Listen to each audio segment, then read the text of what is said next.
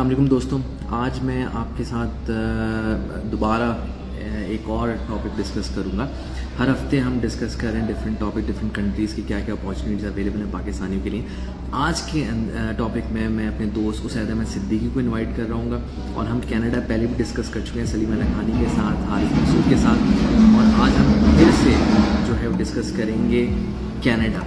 ठीक है, तो कनाडा में क्या अपॉर्चुनिटीज़ हैं और क्योंकि कनाडा बहुत बड़ी तादाद में पाकिस्तानी कम्युनिटी मौजूद है, तो हम दोबारा कनाडा डिस्कस करने जा रहे हैं उसैद अहमद सिद्दीकी। उनका एक्सपीरियंस क्या रहा आज तक, तो हम ये डिस्कस करेंगे। अच्छा, उसके साथ साथ मैं बता चलूँ कि हमें ये सेशन स्पॉन्सर किया है ग्रीन हाउस कैफ़े ने। तो ग्रीन हाउस कैफ़े मेरे दोस्त शहरियार का है, और शहरियार असलम का ये कैफ़े ज़ेबिस यूनिवर्सिटी जो क्लिफ्टन में वाक़ है उसके बिल्कुल सामने है, और इसमें GH25 कोड यूज़ करते हुए आपको डिस्काउंट मिल सकता है 25% तक। यानी जब आप वहाँ विज़िट करें टोटल बिल में आपको 25% डिस्काउंट मिलेगा अगर आप GH25 कोड यूज़ करते हैं। प्लीज़ विज़िट करें, अपनी स्टोरी शेयर करें और बताएं कि आपका एक्सपीरियंस कैसा रहा। अच्छा, अब हम वेट कर रहे हैं उसैद का, लेकिन जब तक उसैद आते हैं तो हम थोड़ा हिस्ट्री पे का जायज़ा ले लें। अभी तक हमने कौन कौन से सेशन कवर किए हुए हैं। हम कनाडा कवर किया हुआ है, 2 सेशन हम पहले कनाडा पे कर चुके हैं। हम US कवर कर चुके हैं, हम ऑस्ट्रेलिया कवर कर चुके हैं, हम UK कवर कर चुके हैं, हम नॉर्वे कवर कर चुके हैं, और हम चैनल आइलैंड्स भी कवर कर चुके हैं। इसके साथ हमने फ्रांस भी कवर किया था आमना के साथ। तो ये जो नॉलेज शेयरिंग का सिलसिला है ये हमारा जारी है काफ़ी अरसे से, और इसका मकसद ये है कि वो लोग जो कि बिज़नेस या स्टडी के सिलसिले में या स्किल के सिलसिले में मुझसे बाहर निकलना चाह रहे हैं, जो कि बड़ी तादाद में हैं, और ख्वाहिशमंद लोग ऐसे उनको अपॉर्चुनिटीज़ मिल सकें, तो एक कम्युनिटी के लिए एक अच्छी सपोर्ट रहेगी हमारी, और उनको पता चले कि जाने से पहले क्या क्या चैलेंज उनको फेस करना पड़ेंगे, और चैलेंजेस के साथ साथ उनको क्या क्या चीज़ें उन्होंने मेंटली प्रिपेयर करना है उन चीज़ों के लिए, तो उनको सब चीज़ें पता चलेंगी।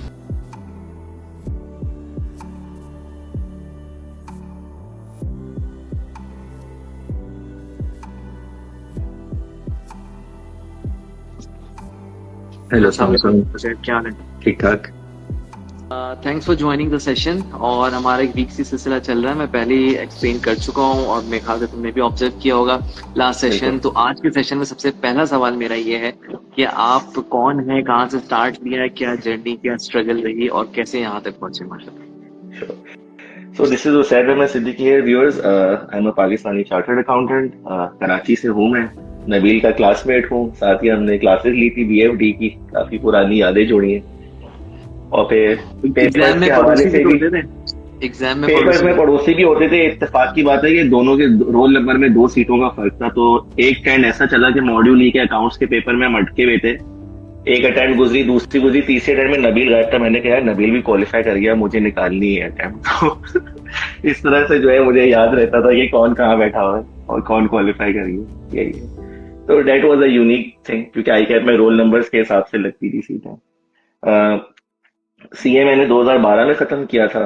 उसके बाद फिर ये कि अपना हाउस ऑफ हबीब ज्वाइन किया एज मैनेजर इंटरनल ऑडिट। तकरीबन 2.5 साल वहां पे काम किया। फिर मैं दुबई आ गया था। दुबई में तकरीबन 7 साल रहा, डिफरेंट ऑर्गेनाइजेशंस में मूव्ड अप द लैडर, और फिर फाइनली 2021 में मैं जो है कनाडा आ गया। तो 2 साल ऑलरेडी हो चुके हैं यहाँ पे। It's been going good here अल्हम्दुलिल्लाह सो फार। अच्छा, पहुंचे कैसे आप, मतलब 30 क्रॉस कर ये थोड़ा यूनिक है। हाँ, ये मैं इसमें थोड़ी रोशनी डालता हूँ। जब मैं पाकिस्तान में था तो like my profession was primarily internal audit. मुझे जो पहली जॉब मिली थी इंटरनल ऑडिट में, वो in it worked out to be going against me in the sense कि जब मैं जॉब्स अप्लाई करते हुए कहते थे आपका रीसेंट एक्सपीरियंस तो इंटरनल ऑडिट का है, तो फाइनेंस में तुम आपको कंसिडर नहीं कर सकते। आई वाज लाइक यार मैं तो अटक गया हूँ यहाँ पे। तकरीबन 1 साल का फेज ऐसा गुजरा है कि I was applying left right and centre, different jobs apply करता। मेरे शायद 1 या 2 interview, and I was like यार मैं तो फंस गया हूँ यहाँ पे, मैं बाहर कैसे अपना प्रोग्रेस करूंगा, क्योंकि ज्यादातर इंटरनल ऑडिट की जॉब्स हैं वो आउटसोर्स की भी थी फर्म्स को, कॉर्पोरेट्स में, और ऑडिट का इतना ज्यादा स्कोप था भी नहीं।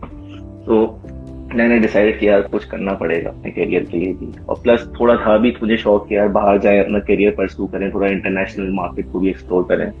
तो मैंने 2014 में जो अपने डॉक्यूमेंट्स वेरीफाई करवा लिए थे कनाडा और ऑस्ट्रेलिया के पर्पजेस के लिए भी। दोनों जगह देख रहा था, कनाडा भी देख रहा था, ऑस्ट्रेलिया भी देख रहा था। ऑस्ट्रेलिया इसलिए समझ में आ रहा था कि वहाँ हमारे जो बैचमेट्स हैं, फरहान वगैरह, कोई केपीएमजी के कोई 5-6 लड़के उसमें मूव कर गए थे, और मेरे कुछ रिलेटिव्स भी थे वहाँ पे। Same goes for Canada as well के यहाँ पे भी मेरे चचा मौजूद थे, यूएस में मेरे ताया मौजूद हैं।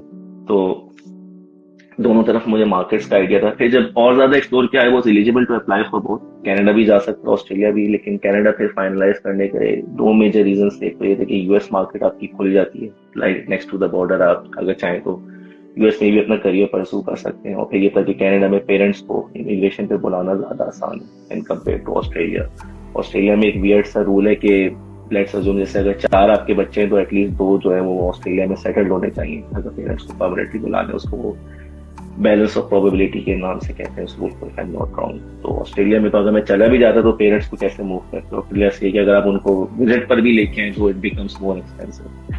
इसलिए कनाडा पिक किया था। कनाडा के डॉक्यूमेंट्स एवेल्युएट करवा ली थी 2014 में, लेकिन उस जमाने में स्कोर बहुत हाई चल रहा था, लाइक 500 एंड मोर। तो मैं तो उस पे कट ऑफ पे मीट ही नहीं करी थी मेरी प्रोफाइल। तो इवेंचुअली हुआ फिर ऐसा कि 2015 भी गया, 16 भी गया, और वो बैक बर्नर पे चली गई प्रोफाइल मेरी। I just got totally absorb in my UAE career कि बस यार जॉब पे फोकस करो, फैमिली के साथ टाइम स्पेंड करो। कनाडा जब वो साइड पे चला गया प्रोजेक्ट पूरा। फिर इत्तेफाक की बात है कि 2017 में ऐसी दोस्तों में आपस में बातचीत हो रही थी, तो एक ने शेयर किया कि यार मेरा तो कनाडा का पीआर अप्रूव हो गया, तो मैं तो प्लानिंग कर रहा हूँ जाने की। I was like really? मैंने कहा तुम्हारा स्कोर कितना था? तो उसने बताया तो काफी कम था। एंड आई वाज लाइक है स्कोर गिर गया, लेट मी चेक। उस जमाने में मैं चेक कर भी नहीं रहा था एक्टिवली स्कोर्स। अब जब स्कोर चेक किए तो वाकई काफी कम हो गए थे। जब मैंने दोबारा चेक किया कि यार अब अगर मैं आईएलटीएस वगैरह देता हूँ तो आई रियलाइज कि नहीं यार, that's a golden opportunity, I should go for it. और 2017 इस हवाले से भी काफी सारे कैंडिडेट्स को याद होगा कि अब तक की हिस्ट्री में जो सबसे लोएस्ट जो कट ऑफ ड्रॉ हुआ था 413 पे क्लोज हुआ था, वो 2017 में हुआ था। 413 या 12 if I am not wrong, पर इसी रीजन में था। That was the lowest score in history of express entry, और ये मार्च की तकरीबन बात थी। मैंने कहा कि यार अब इतना लो स्कोर हो गया, now I have to jump, go for it. तो इसलिए फिर मैंने अपनी जो है आईएलटीएस की तैयारी शुरू की। आईएलटीएस थी अपना जुलाई के महीने में, आईएलटीएस आ गया तो अपनी प्रोफाइल मैंने पोल में डाल दी। उस वक्त मेरा स्कोर बन रहा था 442। बेगम के मैंने पॉइंट्स क्लेम नहीं किए थे। अगर मैं चाहता तो उनकी एजुकेशन की भी डाल सकता था पॉइंट्स, उनसे आईएलटीएस भी दिलवा सकता था। अगर हम वो ऐड करते तो मेरी प्रोफाइल में तकरीबन 20 पॉइंट्स और ऐड हो जाते, तो I would have been more than 465 for sure. लेकिन 442 पे भी मैं कट ऑफ मीट करा था। पहला इनवाइट आ गया, प्रोफाइल पे हो गई ड्रॉ में, लेकिन उस पॉइंट ऑफ टाइम में मेरे बेटे का पासपोर्ट नहीं आया था। और आपको जब व्हेन यू गेट पिक आपको अपने बच्चों की डिटेल्स डालनी होती है, उसमें पासपोर्ट नंबर भी चाहिए होता है। तो पहला जो इनवाइट था वो मैंने ड्रॉप कर दिया। एक तरह से जैसे कहते हैं ना पाकिस्तानी जुबान में कि मैंने सीट जाया कर दी। लोग करते हैं ना कि एडमिशन हो गया और नहीं पर सूट गया। पहला ड्रॉ मैंने जो है कट ऑफ कर जो है लेट को कर दिया। दोबारा प्रोफाइल गई, तब तक डॉक्यूमेंट्स आ गए थे, फिर मेरे पास इनवाइट आया। तो फाइनली मैंने जो है अपने सारे documents everything I submitted in November 2017। Bank statement, medical exam, police clearance certificate, सारे डॉक्यूमेंट्स जो रिक्वायर्ड होते हैं प्रोसेस के लिए। और काफी सीमलेस प्रोसेस था, क्योंकि लाइक नवंबर में मैंने अप्लाई किया और 58 डेज में मेरा अप्रूवल आ गया, जनवरी के पहले हफ्ते में, क्वाइट फास्ट। तो काफी लोग मेरे सर्कल में हैरान भी थे कि यार इसका इतनी जल्दी आ गया, वाह। तो अल्लाह की मेहरबानी थी। जैन 2017 में अप्रूवल आ गया था मेरा कनाडा का। तो बस फिर ये कि हमने जाके फिर ये कि तैयारी की कि अब हम सॉफ्ट लैंडिंग की करते हैं। जैन 2017 में, बल्कि 18 नवंबर 17 में तो अप्लाई किया था। जैन 2018 में अप्रूवल आया, और फिर ये कि जुलाई में हम सॉफ्ट लैंडिंग लेके आ गए थे। सॉफ्ट लैंडिंग में जस्ट यूजर्स को बता दूं क्या कॉन्सेप्ट होता है कि पीआर कार्ड 5 साल के लिए वैलिड होता है। तो आप पीआर कार्ड पे जो है आपको 2 साल गुजारने होते हैं कनाडा में, if you want to renew it. तो हमने प्लान बना लिया था कि यार 3 साल जो है वो बाहर गुजारते हैं, let's gather more savings before finally moving to Canada. तो ये कि हमने 21 का प्लान बनाया था कि हम 21 में मूव करेंगे। तो इसलिए हम 18 में बस लैंडिंग देके आ गए। पीआर कार्ड्स भी हमारे आ गए थे, दोस्त के थ्रू मंगवा लिए थे कनाडा से, और बस फिर ये कि हमने फाइनली 21 में मूव कर लिया। So that's how our journey went to Canada. सही, चलो अच्छा, इंटरेस्टिंग। और बाकी लक का बड़ा एलिमेंट है, क्योंकि 30 प्लस के बाद नॉर्मली लोगों ने हथियार डाल दिए, और उसके बाद जो परसू कर भी रहे थे वो भी नहीं कर रहे। तो बिल्कुल लगता है, क्योंकि लाइक अगर मेरा दोस्त मुझसे शेयर नहीं करता तो मैं नहीं देखता था स्कोर्स, टू बी ऑनेस्ट। और ये 17 की बात है, उस वक्त मैं बिल्कुल उस समय मेरी 30वीं बर्थडे आई भी नहीं थी। लाइक अभी मैं 2017 मैं अगर जो है 30 का बल्कि था 2017 में जो है, बल्कि मैं 31 का हो जाता अक्टूबर में, उससे मैंने पहले ही प्रोफाइल अपनी जो है सारी सबमिट वगैरह कर दी थी। अगर वो मैं नहीं, क्योंकि इनका एक रूल है कि अगर आप प्रोफाइल बर्थडे से पहले सबमिट कर लें तो आपके 5 पॉइंट्स नहीं कटते, तो वहां से भी फायदा हुआ।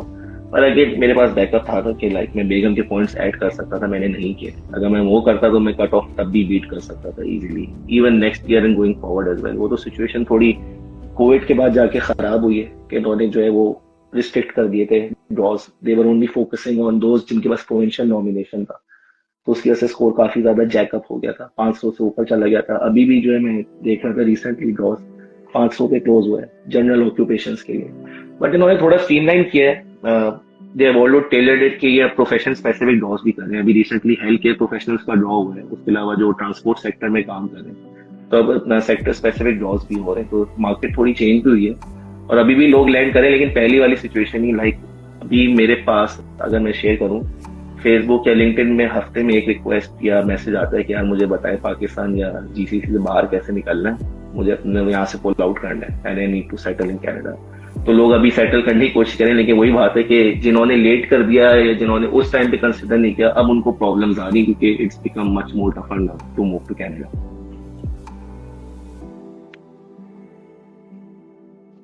अच्छा, एक बड़ा इंटरेस्टिंग वीजा का मुझे पता चला है कनाडा का, जो कि नोमैड टाइप का कोई वीजा इन्होंने निकाला है, जिसमें वो 6 महीने का वीजा दे रहे हैं और फिर आके आप एक्सप्लोर कर लें। अगर आपको जॉब मिल जाती है वहां पे तो आप कर सकते हैं, और वो सेक्टर स्पेसिफिक या प्रोफेशन स्पेसिफिक है। कोई आइडिया है इसका? नहीं यार, इस बारे में तो नहीं सुना, लेकिन ये जरूर है कि एजेंट्स, अगर मैं बात करूँ ना, स्पेशली पाकिस्तान में काफी मिसगाइड करें लोगों को। लाइक अपने सर्कल में भी मैं देख रहा हूँ लाखों रुपए चार्ज करें कि कनाडा ने जो है आपके लिए खोल दिए दरवाजे, आप आए यहाँ पे विजिट वीजा पे, आपको जॉब मिल जाएगी और फिर आपको पीआर मिल जाएगा। तो ये अगर हम कंपेयर करें ना, तो जीसीसी या सऊदी जैसा नहीं है कि बस आप विजिट वीजा लेके गए, जॉब पकड़ी और आपको एक काम मिल गया। It doesn't work like that, क्योंकि यहाँ पे लोकल कैंडिडेट्स और रिसोर्सेज भी हैं। अगर आप कोई बाहर से बंदा लेके आ भी रहे होते हैं तो आपको उसके लिए अप्रूवल लेना पड़ता है लेबर मिनिस्ट्री से कि आप क्यों हायर कर रहे हैं बाहर का बंदा। और जब वो अप्रूवल मिलता है, जिसको बेसिकली LMI है, labour market impact assessment, Lima कहलाता है, वो लीमा अप्रूवल जब मिलता है उसके बाद ही फिर वो आपको बाहर से वर्क परमिट पे बुला सकता है एम्प्लॉयर आपका। फिर आप वर्क परमिट पे आए, 2 साल गुजारे, जब आपके वो पूरे हो जाते हैं फिर आप पीआर के लिए अप्लाई करते हैं। वो स्ट्रीम कहलाती है basically Canadian experience class CEC। तो CEC में बेसिकली कि आपके पास कनाडा का एक्सपीरियंस आ चुका है तो उसकी बेसिस पे आप पीआर अप्लाई कर लेते हैं। तो दैट्स अ राउट।